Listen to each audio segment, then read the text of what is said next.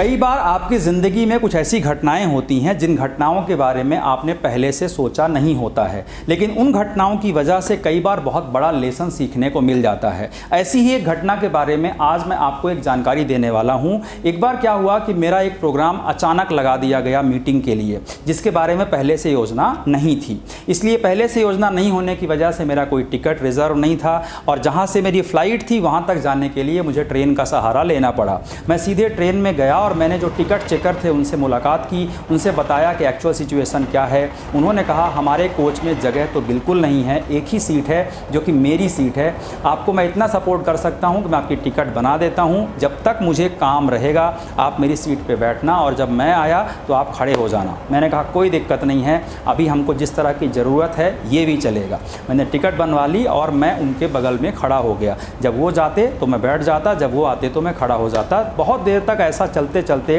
थोड़ी देर में हमारी बातचीत होने लगी। मेरा एक स्वभाव है, मेरे बगल में अगर कोई बैठा है या किसी से मैं मिलता हूँ उससे इंटरेक्शन ज़रूर करता हूँ, बिकॉज मैं ऐसा मानता हूँ कि हर व्यक्ति के पास कुछ ना कुछ ऐसा ज़रूर है जिससे हम शिक्षा ले सकते हैं। मैंने उनसे पूछा कि इतनी गर्मी है और इस गर्मी के बावजूद आप लोग ब्लैक कोट क्यों पहनते हैं, टाई क्यों लगाते हैं इन कोचेज़ में बैठते समय। उन्होंने बड़े आश्चर्य से मुझे देखा, बोले इतने साल हो गए मुझे नौकरी करते हुए, आज पहली बार खुद मैं इस बारे में सोच रहा हूं जब आपने मुझसे प्रश्न पूछा। मैंने उनसे कहा कि जब इतनी गर्मी में आप कोट पहनते हैं तो आपको अजीब नहीं लगता, आपको ये नहीं लगता कि नॉर्मल ड्रेस कोड में भी आप यहाँ पर टिकट चेक कर सकते हैं, आई कार्ड रहता है, आई कार्ड से लोग आपको पहचान सकते हैं। उन्होंने मुझे बताया कि ये नियम तब बना था जब अंग्रेज़ यहाँ आए थे और अंग्रेज़ों ने रेलवे की स्थापना की थी और उन्होंने अपने देश की योजना के हिसाब से यहाँ पर भी ड्रेस कोड निर्धारित किया था।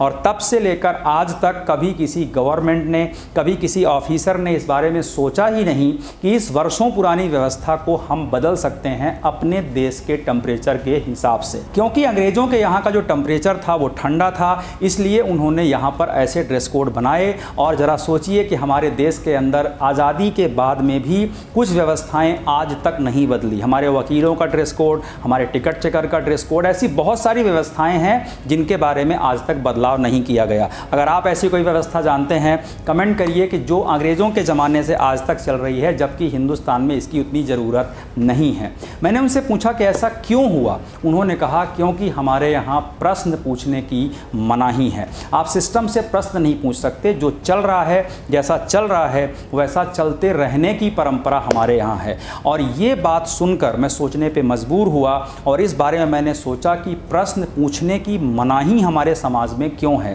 क्योंकि हमारे यहाँ पर कोई व्यवस्था के खिलाफ प्रश्न उठाना ही नहीं चाहता है, लेकिन जीवन में क्रिएटिविटी की शुरुआत प्रश्न पूछने से होती है। जीवन में डेवलपमेंट की जो शुरुआत होती है, प्रोग्रेस की जो शुरुआत होती है, इनोवेशन की जो शुरुआत होती है, वो प्रश्न पूछने से होती है। अगर एक लड़के ने अपने आप से ये प्रश्न नहीं पूछा होता कि ये जो एप्पल का पेड़ है, इससे जो सेब गिरा ये नीचे ही क्यों गिरा, ऊपर क्यों नहीं गया, बड़ा अजीब सा प्रश्न था, लेकिन उसने पूछा तो आज दुनिया को गुरुत्वाकर्षण के बारे में पता चला। अगर किसी ने ये प्रश्न नहीं पूछा होता कि अगर पक्षी उड़ सकते हैं तो इंसान क्यों नहीं उड़ सकते, बड़ा अजीब सा प्रश्न था।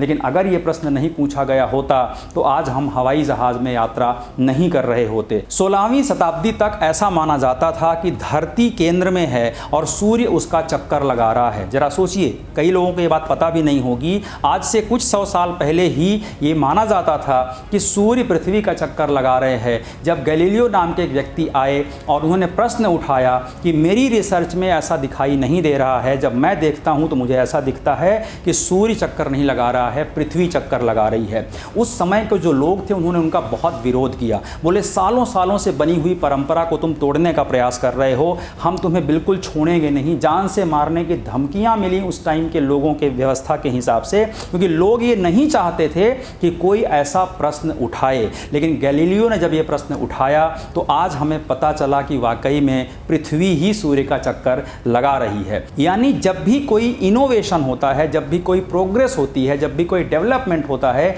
उसके लिए प्रश्न पूछने की ज़रूरत पड़ती है। अगर प्रश्न नहीं पूछा जाता तो आज हम चिट्ठी से वीडियो कॉलिंग तक नहीं आ पाते। अगर प्रश्न नहीं पूछा जाता तो आज जितना भी डेवलपमेंट आप देखते हैं वो हर एक डेवलपमेंट कभी ना कभी एक प्रश्न था।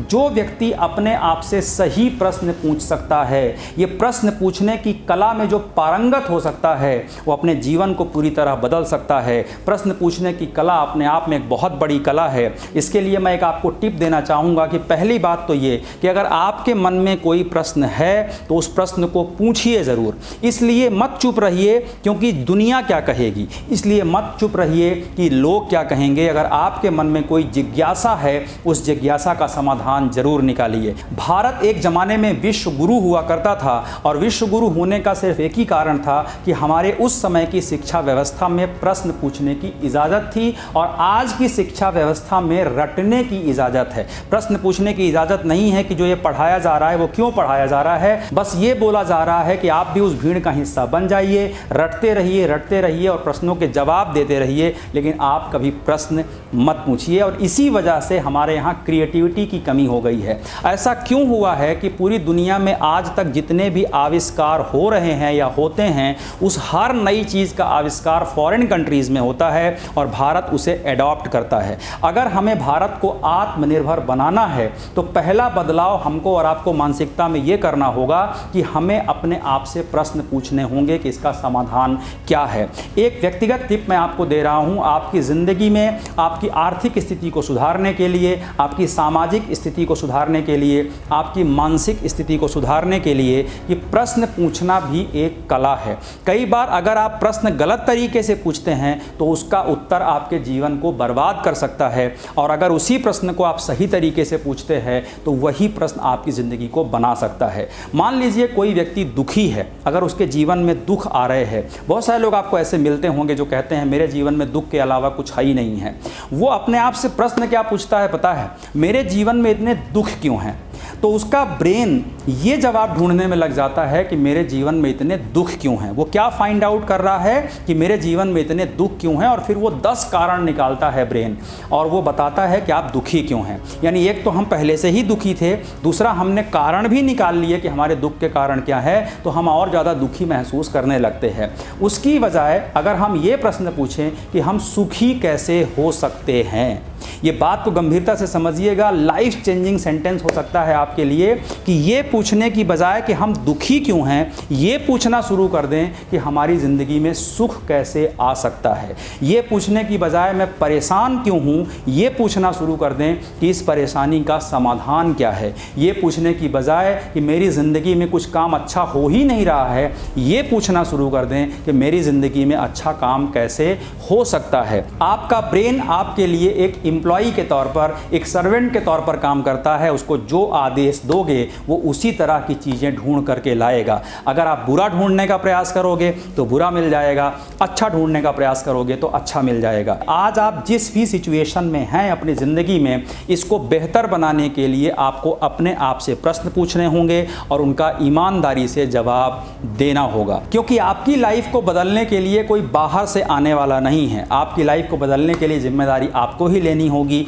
और उसके लिए सही प्रश्न पूछना होगा, उसके लिए सही उत्तर ढूंढने होंगे। और निश्चित रूप से जब आप अपने आप से सही प्रश्न पूछेंगे, अपने मेंटर से सही प्रश्न पूछेंगे, लोगों से सही प्रश्न पूछेंगे और अपनी जिज्ञासा, अपनी क्रिएटिविटी पर विश्वास करेंगे, तभी ये समाज बदलेगा। हमारे देश में नेता किसी प्रश्न का जवाब नहीं देना चाहते, यहाँ तक कि माता पिता अपने बच्चों के प्रश्न का जवाब नहीं देना चाहते। वो अपनी दुनिया में इतने बिजी हो गए हैं कि बच्चों के प्रश्न उनके लिए मैटर नहीं करते। डियर फ्रेंड्स, मैं एक चीज़ कहूँगा कि अपने बच्चों को जिज्ञासु बनाना चाहिए हमें। वो लगातार अपने प्रश्न पूछें और हमें उसका उत्तर देने के लिए समय निकालना होगा। उसी तरीके से प्रश्न पूछने की परंपरा को बढ़ावा देना होगा, तभी हमारा समाज एक स्वस्थ और विकसित समाज बन सकेगा।